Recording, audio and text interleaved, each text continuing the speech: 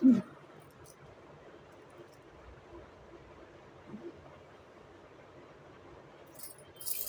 అండి, బాయ్ అండి, నమస్తే. ఇవాళ ఒకటి జరిగిందండి. ఏం చేయను, నాకు అలా కెక్కెత్తే కానీ మనశ్శాంతి ఉండదండి. ఫ్యాను పెడతానండి అమ్మ. ఇవాళ అనుకోకుండా ముస్కాను ఇంటికి రమ్మంటే పొద్దునుంచి తినేస్తుందండి బుర్ర. సరే పోనీ ఎందుకు అనేసి పొద్దుటి వెళ్ళానండి, ఒక అరగంట కూర్చున్నాను. ఏవో వీడియో తీసుకున్నాను, వచ్చేసానండి.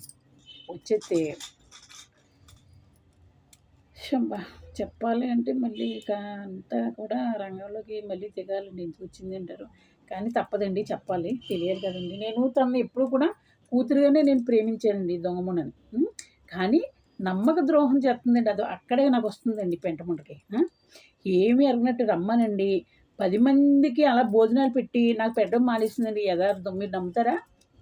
నమ్మినా నేను మిమ్మల్ని నమ్మించలేను, నమ్మకపోయినా మీరు మానేయండి. కానీ యథార్థం, నేను ఎప్పుడు కూడా యథార్థంగా మాట్లాడతానండి.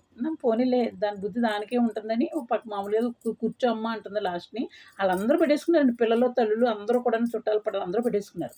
నేను ఒకదాన్ని అలా గమ్ముని కూర్చోలేనండి. గమ్ముని తొందరగా చనువుతూ నేను గమ్ముని కూర్చోలేనండి. మాట్లాడతాను, పౌరుషం ఎక్కువండి నాకు. అలాంటి దొంగముండ అలా చూస్తుందండి. ఆ దొంగముండని అందరూ నమ్మొద్దు అంటారండి. అలాగే మళ్ళీ నిజంగా కూడా రియల్గా వాళ్ళతోటి వీళ్ళతోటి అమ్మ స్నేహం పట్టకు, అమ్మ కూడా ఉంటే వీడియోలు వెళ్ళవు, అమ్మని ధ్యానం చేసేయో ఇవే ముస్కాను ఇంత నమ్మక ద్రోహం చేస్తావని నేను అనుకోలేదే బాబా. చూసారా ముస్కాను ఎంత నమ్మించి మోసం చేస్తుందోనండి. మరి ఏమనుకోవాలో దాన్ని ఎదర 2 పళ్ళు కూడా దాన్ని పీకెత్తే మంచిదని నేను అనుకుంటున్నానండి. అంత కోపం వచ్చేస్తుందండి. నిజంగా నాకు చూసినా నాకు నష్టం ఏమీ లేదండి. ఏంటంటే మేము అమ్మ కూతురుని తిట్టుకుంటాం, మరి దొంగముడు అలా చేస్తాం తప్పు కదండి. ఆళ్ళ చెల్లి అంటుందండి, డబ్బులు పెట్టి నా దగ్గర డబ్బులు ఉండట్లేదండి. ఇక నెలంతా నాకు డబ్బులు లేవండి. ఈ నెలలో ఒక్కటే వచ్చిందండి, తొలికాసు పూట ఒక్కటి వెళ్ళాను, మళ్ళీ వాళ్ళు అండి. అలాగే మనసు ఎంతో బాధపడిపోతుందండి. ఈ దొంగముండ నాకు బడి ఎడుతుందండి, నాకు అర్థం కావట్లేదు. అసలు కూతురేమో మాట్లాడదు, ఎరువు కూతురేమో ఈ ముండేమో నన్ను అలా తిడుతుందండి. దీనం చేసి నాకు అసలు అర్థం అవ్వట్లేదండి బాబు. మళ్ళీ నేను ముసలిదాన్నంట. నేను ముసలిదాన్ని అంటే ఏంటంటావు చెప్పు అసలు. నేను ముసలిదాన్ని, నువ్వు ముసలిదాన్ని, పళ్ళన్నీ ఊడిపోయినాయండి దాన్ని, అన్ని పిప్పలు. నాకు ఇంకా ఒక్క పన్ను ఊడింది ఇప్పుడు. ఈ 80 ఏళ్ళ వయసులో దానికి ఇప్పుడు 30 ఏళ్ళ వయసులో కూడా పళ్ళు ఊడిపోయినాయండి దాన్ని. అలా నమ్మక ద్రోహం చేస్తుందండి. అమ్మ స్నేహం పట్టకు, అమ్మ కూడా తిరక్కు. యథార్థం అండి నిజంగా. బాబాయ్ ఒట్టే చెబుతే నిజంగా యథార్థమేనండి. అది అలా మాట్లాడుతుంది. అసలు అది పిచ్చిముండో తెలియట్లేదు, మంచిముండో తెలియట్లేదండి. దాని దినం చేసే నాకు అదే అర్థమవుతుందండి. నేను దినం చేసేయంటే నేను కోపం తట్టుకోలేక అంటానండి. దాన్ని ఎప్పుడూ కూడా ఫ్యామిలీ అంతా నిండు నూరేళ్ళు చల్లగా ఉండమని కూడా దీవించానండి. ఇప్పుడు కూడా అలాగే దీవించానండి. ఫోటో తీయమంటే వాళ్ళ వదిన గారేమో అంటుందండి. అది ఫోటో తీయమంటుంటే నాకు ఎంత బాధగా ఉంటుందో చెప్పండి అసలు అలాంటప్పుడు. ఇంతకుముందు అలాగేనండి, యథార్థం పుట్టినరోజు దాని పుట్టినరోజు ఎప్పుడంటే నన్ను కేకేసి వేరే వాళ్ళకి కేకు స్వాతి నాయుడు చేత కోయింటుందండి. చూసారా, అమ్మ చీఫ్ గెస్ట్గా నువ్వురా, పెద్దదానిగా నువ్వురా అని నన్ను నుంచోమనండి. దానికి శాఖ ఇచ్చిందండి. దానికి అప్పుడు ఆ శాఖ ఎక్కడ పెట్టాలంటారు చెప్పండి ఒకసారి మీరు. అక్కడ పెట్టాలంత కోపం వచ్చేసిందండి. చేయలేనండి, బిడ్డ పెంచిన బిడ్డ అండి, ఇంకేం చేయగలను చెప్పండి. అయ్యో బాబోయ్, దాని పొట్టంత విషం అని ఎంతోమంది నాతో చెప్పారండి. పేరెందుకులేండి, అది కూడా అలాగే చెప్పిందండి. నువ్వేంటో అనుకుంటున్నావు అమ్మ, కొన్నాళ్ళు అలా ఉంటుంది, కొన్నాళ్ళు ఇంట్లో ఉంటలేదని అలా చెప్పేది, కానీ నేను నమ్మలేదండి.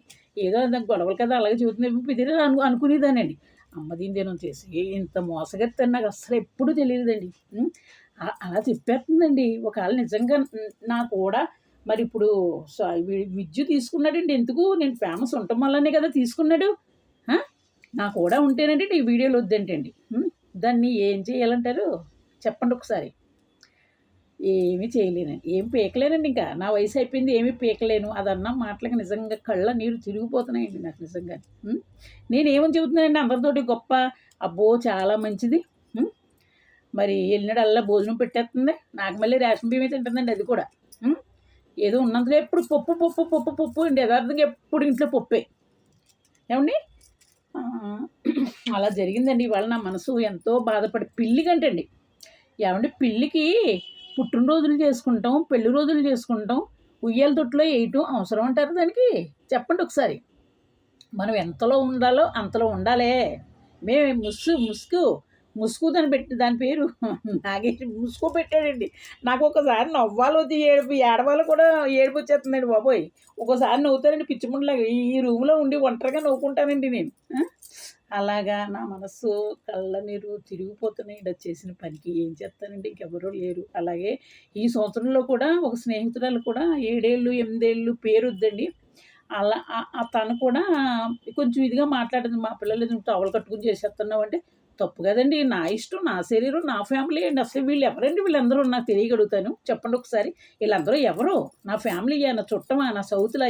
ఏమని నన్ను మీరంటారు అసలని?